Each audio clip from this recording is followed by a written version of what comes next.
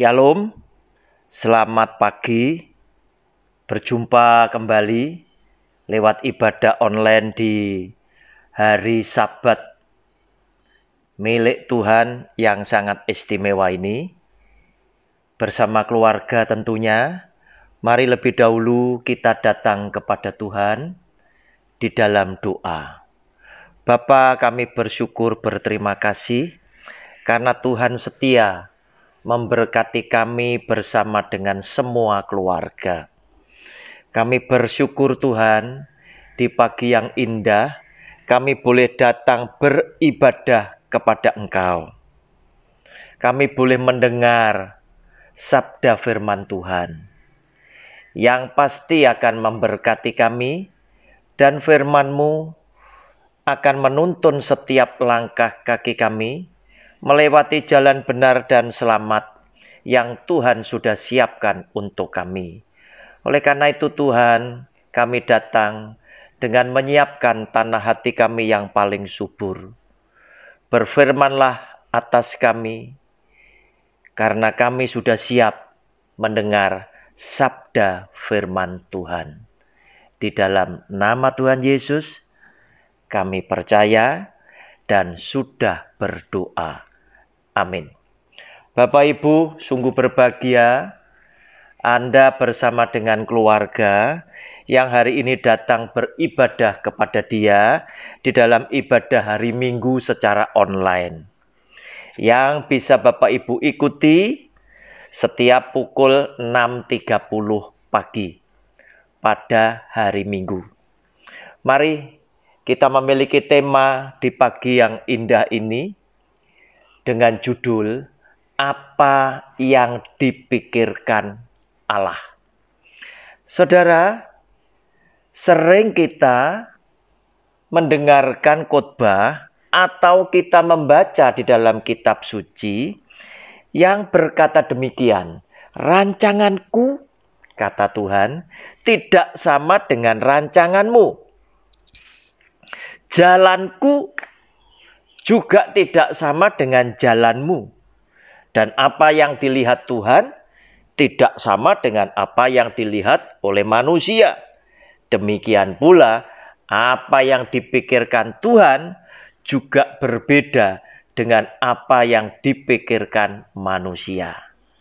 Saudara, lewat tema apa yang dipikirkan Allah, saya mengajak Anda membuka Alkitabnya dari Matius pasal 16 ayat 21 hingga ke 27 akan saya bacakan. Judul bacaannya pemberitahuan pertama tentang penderitaan Yesus dan syarat-syarat mengikut Dia. Sejak waktu itu, Yesus mulai menyatakan kepada murid-muridnya bahwa Ia harus pergi ke Yerusalem dan menanggung banyak penderitaan dari pihak tua-tua, imam-imam kepala, dan ahli-ahli Taurat, lalu dibunuh dan dibangkitkan pada hari ketiga. Tetapi Petrus menarik Yesus ke samping dan menegur Dia. Katanya, Tuhan, kiranya Allah menjauhkan hal itu. Hal itu sekali-kali takkan menimpa Engkau. Maka Yesus berpaling dan berkata kepada Petrus, hanyalah iblis, engkau suatu batu sandungan bagiku, sebab engkau bukan memikirkan apa yang dipikirkan Allah, melainkan apa yang dipikirkan manusia. Lalu Yesus berkata kepada murid-muridnya, setiap orang yang mau mengikut aku, ia harus menyangkal dirinya, memikul salibnya, dan mengikut aku. Karena barang siapa mau menyelamatkan nyawanya, ia akan kehilangan nyawanya. Tetapi barang siapa kehilangan nyawanya karena aku, ia akan memperolehnya. Apa gunanya seorang memperoleh seluruh dunia, tetapi kehilangan nyawanya? Dan apakah yang dapat diberikannya sebagai ganti nyawanya? Sebab anak manusia akan datang dalam kemuliaan Bapanya, diiringi malaikat-malaikatnya. Pada waktu itu, Ia akan membalas setiap orang menurut perbuatannya. Sampai di sini pembacaan firman Tuhan. Kita yang berbahagia adalah yang mendengar firman Tuhan. Dan lebih berbahagia lagi bagi setiap kita yang mau dengan setia melakukan firman Tuhan di dalam hidupnya sehari-hari. Amin. Saudara, Bapak Ibu yang saya kasih, apa yang sedang disampaikan oleh Tuhan Yesus kepada para muridnya adalah sesuatu yang penting. Sehingga Tuhan Yesus sendiri menyampaikan penderitaannya, kematiannya di atas kayu salib dan kebangkitannya dia pada hari yang ketiga itu sampai-sampai disampaikan sebanyak 4 kali dan ditulis di dalam Injil Matius. Artinya tentang kapan dia mati di atas kayu salib dan pada hari ketiga dia dibangkitkan oleh Bapaknya adalah sesuatu yang penting untuk diketahui oleh setiap murid-muridnya. Namun apa yang terjadi? Petrus yang demikian mengasihi Yesus sebagai Tuhan dan gurunya secara spontan dia menarik Tuhan Yesus dan kemudian menegur dia. Kata Petrus, Tuhan, kiranya Allah menjauhkan hal itu sekali-kali takkan menimpa engkau. Petrus karena saking cintanya, saking mengasihi Kristus sebagai Tuhan dan gurunya, dia tidak menginginkan hal yang buruk, hal yang tidak baik itu menimpa Kristus sebagai Tuhan dan Guru yang dia kasihi. Nah saudara, mengagetkan sekali. Petrus mungkin juga kaget. Para murid yang lain juga kaget. Justru ketika Petrus mengatakan hal yang demikian, maka Yesus Kristus Tuhan ini justru marah kepada Petrus. Maka Yesus berpaling dan berkata kepada Petrus, "Enyahlah iblis, engkau suatu batu sandungan bagiku, sebab engkau bukan memikirkan apa yang dipikirkan Allah, melainkan apa yang dipikirkan manusia." Nah saudara, Petrus pasti dia berpikir secara manusiawi. Dia tahu Yesus yang adalah anak Allah punya kuasa karena dia adalah Tuhan yang maha kuasa. Yang mukjizat-mukjizatnya sudah dia saksikan. Masakan dia akan diam saja jika nanti persoalan itu muncul? Apakah dia akan tidak melakukan pembelaan atas dirinya? Bukankah Yesus Kristus Tuhan datang? Pikir Petrus akan menjadi pembebas daripada bangsa Israel atas penjajahan bangsa lain. Akan menjadi raja yang memerintah kepada bangsa Israel dan lain sebagainya. Pastilah Petrus sedang berpikir segala yang baik, segala yang indah itu yang akan terjadi di dalam kehidupan Yesus sebagai Tuhan dan gurunya. Namun saudara, yang dipikirkan Petrus adalah pikiran secara manusiawi, bukan pikiran Allah. Sedangkan Yesus yang adalah Kristus sedang memikirkan apa yang dia harus lakukan seperti yang diamanatkan oleh Bapa atas kedatangan dia yang ada di muka bumi ini. Saudara, Matius pasal 1 ayatnya yang ke-21 tentang kelahiran Yesus Kristus. Firman-Nya berkata demikian. Matius 1 pasal 20 ayat 21. Ia akan melahirkan anak laki-laki dan engkau akan menamakan dia Yesus. Karena dialah yang akan menyelamatkan umat-Nya dari dosa mereka. Nah saudara yang dikasihi oleh Tuhan, itulah amanat dari Bapa yang harus Kristus jalankan. Yaitu dia harus menyelamatkan umat-Nya dari dosa mereka. Sebab umat manusia sudah jatuh di dalam dosa dan upah dosa adalah maut. Dan dia harus menyelamatkan semua umat ciptaannya itu dari dosa-dosa yang sudah diperbuat. Sehingga dia pun juga berkata, aku datang ini bukan untuk memanggil orang yang benar, tetapi justru aku datang untuk memanggil dan menyelamatkan orang-orang berdosa. Seperti yang ditulis di dalam Matius pasal 9 ayat 11 sampai dengan yang ke-13. Pada waktu orang Farisi melihat hal itu, berkatalah mereka kepada murid-murid Yesus, "Mengapa gurumu makan bersama-sama dengan pemungut cukai dan orang berdosa?" Yesus mendengarnya dan berkata, "Bukan orang sehat yang memerlukan tabib, tetapi orang sakit. Jadi, pergilah dan pelajarilah arti firman ini. Yang kukehendaki ialah belas kasihan dan bukan persembahan. Karena aku datang bukan untuk memanggil orang benar, melainkan orang-orang yang berdosa." Nah, saudara, sudah jelas bahwa misi Tuhan Yesus datang menjalankan perintah Bapaknya untuk memanggil orang berdosa, agar orang berdosa diselamatkan oleh Dia.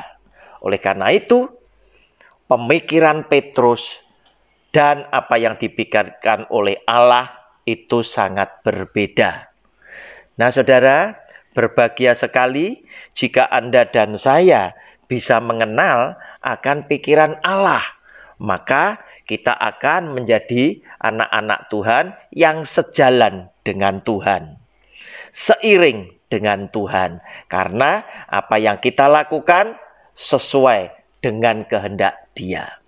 Nah, saudara, lewat pengalaman Petrus ini kita akan lebih serius mendalami pikiran Allah. Sebab dengan mengenal akan Tuhan yang demikian dalam akan mendatangkan berkat buat saudara dan saya yang demikian hebat pula. Nah, saudara, kemudian kita sedang berpikir, kenapa orang yang berdosa justru dikasihi oleh Tuhan Yesus? Justru Tuhan mengasihi orang-orang berdosa.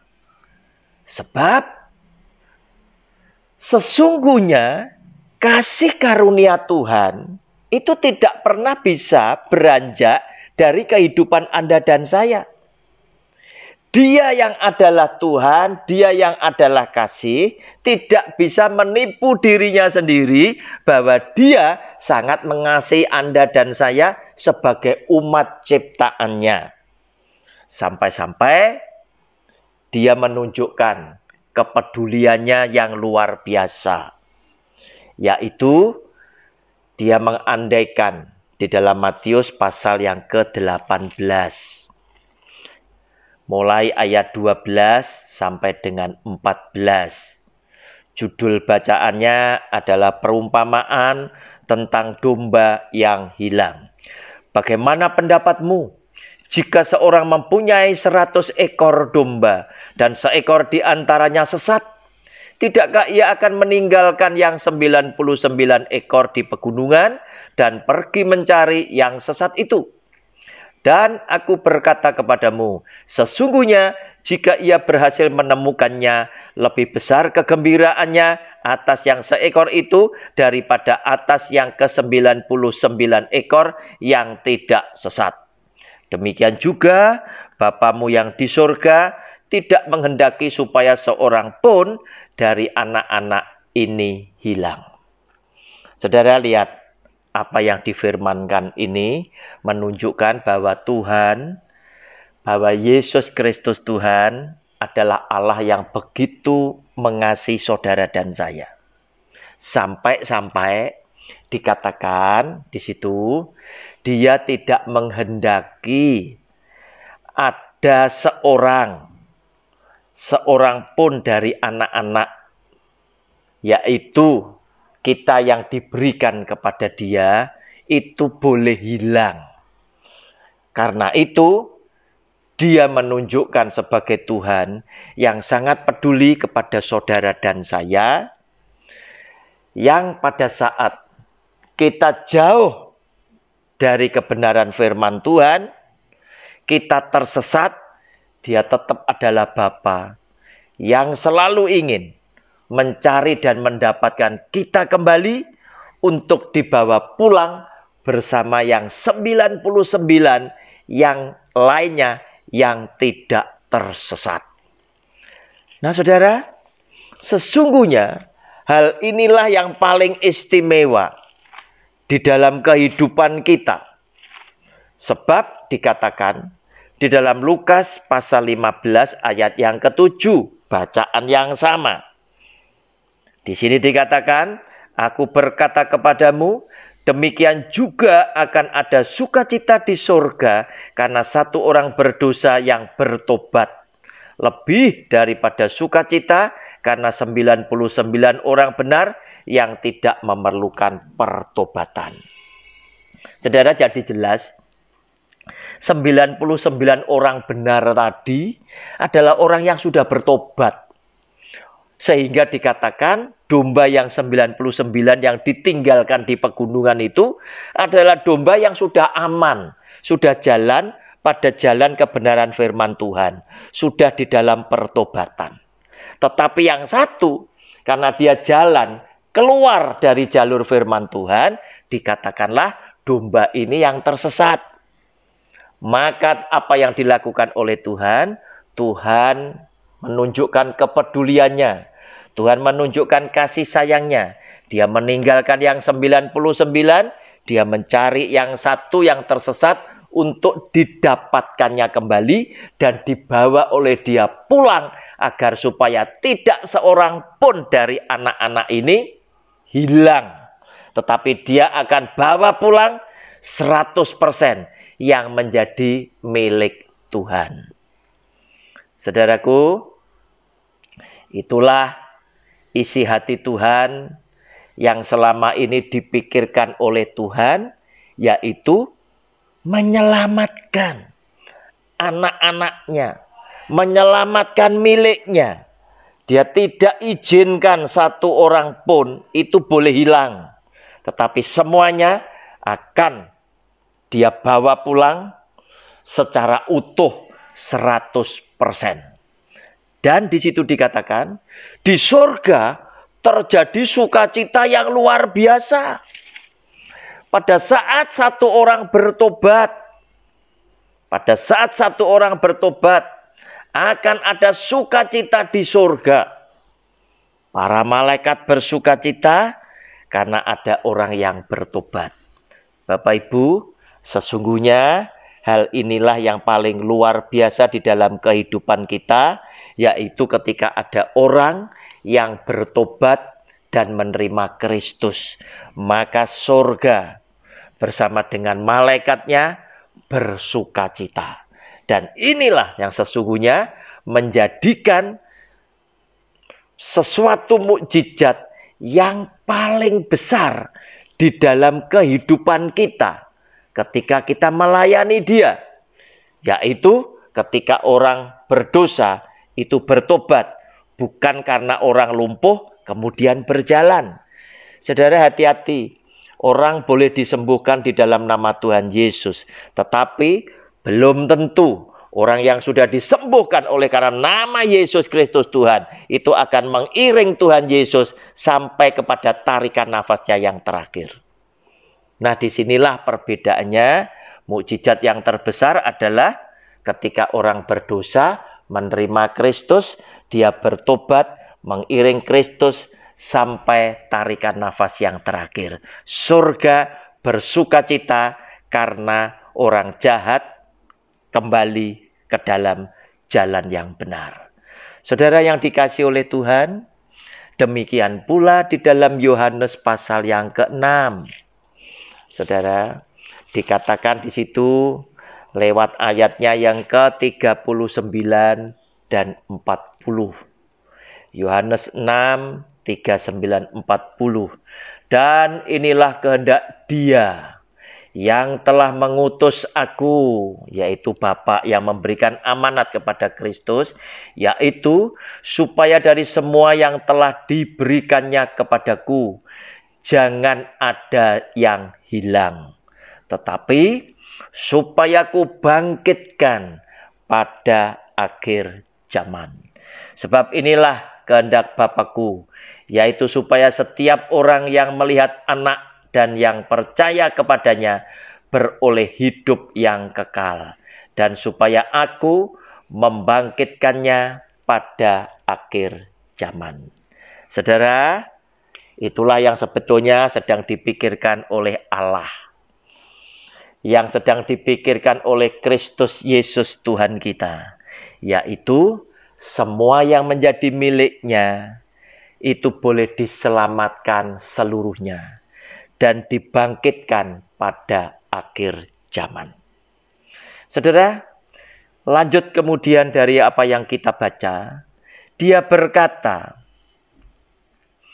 lalu Yesus berkata kepada murid-muridnya, setiap orang yang mau mengikut aku, ia harus menyangkal dirinya, memikul salibnya, dan mengikut aku. Inilah syarat Anda dan saya menjadi pengikut Kristus. Yang pertama, harus menyangkal dirinya. Bukan satu perkara yang mudah, saudara. Kenapa? Karena menyangkal diri hampir sama dengan mengosongkan diri. Mungkin Anda adalah orang yang sukses, punya kedudukan yang tinggi. Anda adalah orang yang kaya, punya segala macam fasilitas. Bisakah Anda menyangkal diri Anda dengan mengosongkan segala sesuatu, sehingga Anda menjadi orang biasa atau orang kebanyakan yang hidup dengan penuh kerendahan hati? Kenapa? Karena dunia, sesama manusia, menjadi racun bagi manusia yang lain. Demi melihat Anda adalah orang yang sukses, punya harta benda yang banyak, punya duit yang banyak, biasanya Anda ditawari dengan fasilitas-fasilitas yang membuat Anda mudah. Mungkin Anda adalah nasabah sebuah bank. Anda pastinya akan diberitahu, Bapak, Anda lebih baik menjadi nasabah kami yang hebat, yang dapat nomor 1 dalam kelas tertentu, sehingga kalau Bapak setor duit dan lain sebagainya, Bapak tidak perlu ngantri. Bapak sudah ada ruangan spesial sesama anggota yang istimewa ini pada ruangan khusus. Nah, saudara, lihat, ada begitu banyak fasilitas yang membuat seseorang mudah di dalam menjalankan kehidupan ini hanya oleh karena Anda adalah orang yang sukses. Tetapi Yesus Kristus Tuhan justru memberikan persyaratan, Anda harus menyangkal diri. Dan seringkali ada di dalam video, di WhatsApp, Anda mungkin dapat kiriman, kemudian dapat video yang menyatakan pujian terhadap seseorang yang hebat, yang punya kedudukan tinggi di masyarakat, yang terkenal, kemudian terpantau oleh video bahwa beliaunya adalah orang yang rendah hati, yang walaupun kedudukannya begitu tinggi, dia tetap mau mengikuti prosedur sepertinya orang kebanyakan. Dia mengantri untuk menyelesaikan tugas pekerjaannya. Padahal orang setingkat dia sudah disediakan fasilitas yang membuat mereka bisa dengan mudah dan nyaman melakukannya. Saudara, Yesus Kristus Tuhan juga berkata, engkau mesti memikul salibmu. Sama seperti yang Kristus sudah tunjukkan. Salib bicara tentang beban. Tetapi justru beban belum tentu beban diri sendiri. Tetapi mungkin beban orang lain. di mana Yesus Kristus Tuhan memikul salib oleh karena dosa saudara dan saya, dosa dunia ini. Dia yang tidak berdosa telah berkenan menggantikan dunia, dan dia yang mati di atas kayu salib. Nah saudara, memikul beban orang lain bukanlah sesuatu yang mudah. Terlebih jika orang lain ini adalah orang yang sama sekali tidak ada hubungan darah apapun.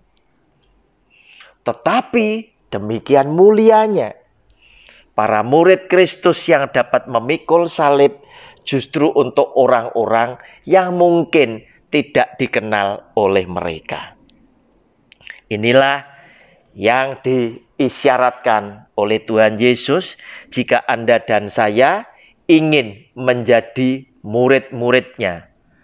Yang terakhir dia judul berkata, dan mengikut aku adalah sesuatu yang semakin sulit, sebab apa yang dilakukan oleh Kristus, Yesus Tuhan kita, apa yang diteladankan oleh Dia adalah sesuatu yang belum tentu kita bisa mengikutinya.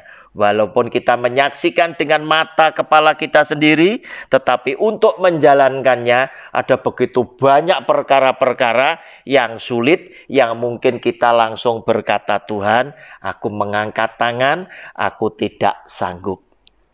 Saudara, namun di tengah-tengah ketidakmampuan kita, di tengah-tengah ketidaksanggupan kita, mari kita belajar untuk tetap menjalankan apa yang diisyaratkan oleh Tuhan Yesus.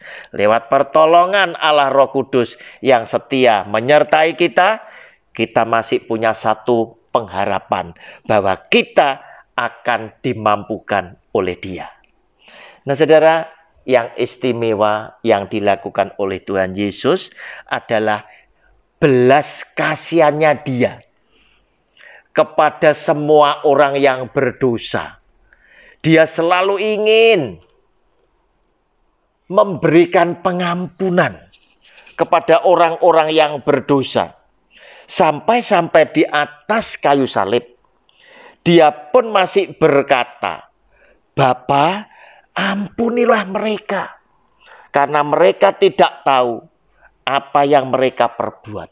Kepada orang-orang yang menganiaya Dia, kepada orang-orang yang mengolok-olok akan Dia, kepada mereka yang sedang mengundi jubahnya, dan kepada mereka yang nanti akan membunuh Dia. Saudara, hal yang luar biasa, yang sulit sekali untuk kita lakukan. Walaupun seringkali kita berkata, ya kita mesti mengampuni, kita mesti mengasihi, lepaskan pengampunan, lepaskan kepahitan, maka sakitmu akan disembuhkan. Tetapi di dalam prakteknya ternyata sulit sekali. Seperti yang Yesus Kristus katakan di dalam Matius pasal 5 ayatnya yang ke-44. Tetapi aku berkata kepadamu, kasihilah musuhmu dan berdoalah bagi mereka yang menganiaya kamu. Saudara, dengan firman Tuhan ini, Yesus Kristus Tuhan telah sukses memberikan teladan di atas kayu salib. Dia masih sempat-sempatnya mengampuni mereka yang hendak membunuh Dia. Dengan berkata, Bapa, ampunilah mereka, sebab mereka tidak tahu apa yang mereka perbuat. Saudaraku, itulah yang ada di dalam pikiran Allah, yaitu Dia datang dengan satu misi, mengasihi Anda dan saya sebagai orang-orang berdosa, mendapatkan saudara dan saya sebagai orang-orang yang tersesat, dan membawa pulang saudara dan saya sebagai anak kecintaan Dia, agar supaya kita diselamatkan bersama dengan semua yang menjadi milik Kristus. Tuhan Yesus memberkati keluarga saudara dan keluarga saya. Amin.